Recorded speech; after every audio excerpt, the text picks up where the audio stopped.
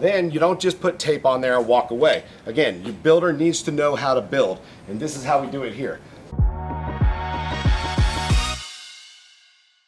Hey guys, John Pruitt with Addison Riley. Find us on the web at addisonriley.com, 776-5009. Today I'm going to talk to you about this green stuff upstairs.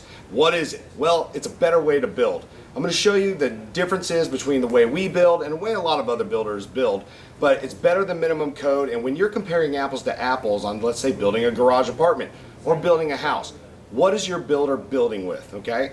Well, standard engineering will typically tell you can put 1/2-inch plywood or 7/16 OSB on the walls. And basically that's the sheathing. That's what holds all those studs together for shear. So there's ways of doing that. Then you can put a house wrap, and that's your vapor barrier. There's some problems with it, and it could be, you might have a little bit more leaking. One, most builders don't even put the house wrap on correctly. They don't tape the seams.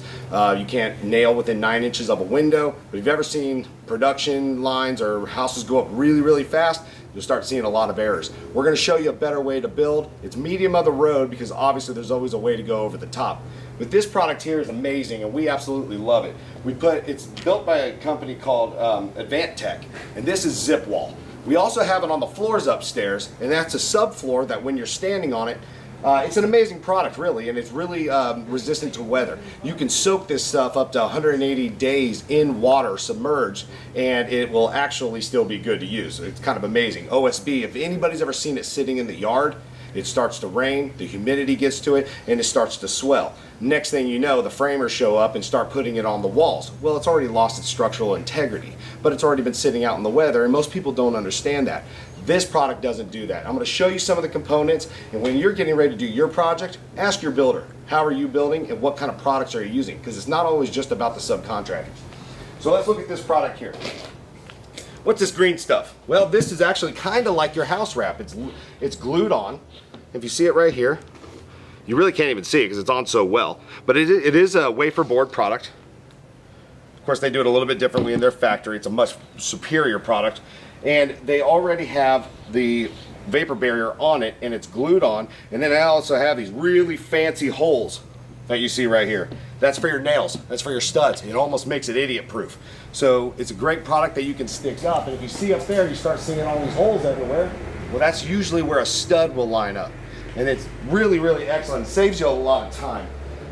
Now, in the long run, it can take a little bit longer to put up, but you don't have to put up the vapor barrier. You don't have to put a million nails because a Tyvek product, manufacturer specifications state that you have to nail it every 18 inches. That's a lot of nails. You don't have to do that here. Here we just put it on like regular, however the engineer tells us to put it on, maybe every 3 inches around the perimeter, maybe every 6 inches in the field or 8. Just depends on how it goes. But then you'll see our joints. This is how we fix it. Zip tape. Really awesome product. It's really durable, really strong. Look how much that stretches without breaking.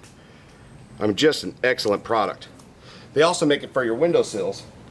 Then you don't just put tape on there and walk away. Again, your builder needs to know how to build, and this is how we do it here. This is actually made by Zip Systems, and it's made for putting on the tape. You have to roll it.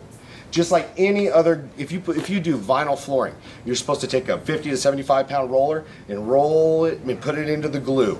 That's the same thing you're doing here, but here you're taking this and you're just rolling the tape onto the seams so it creates a good bond. And that's how you build a better product. All right, guys, addisonriley.com, 776-5009. Find us on Facebook, Addison Riley LLC.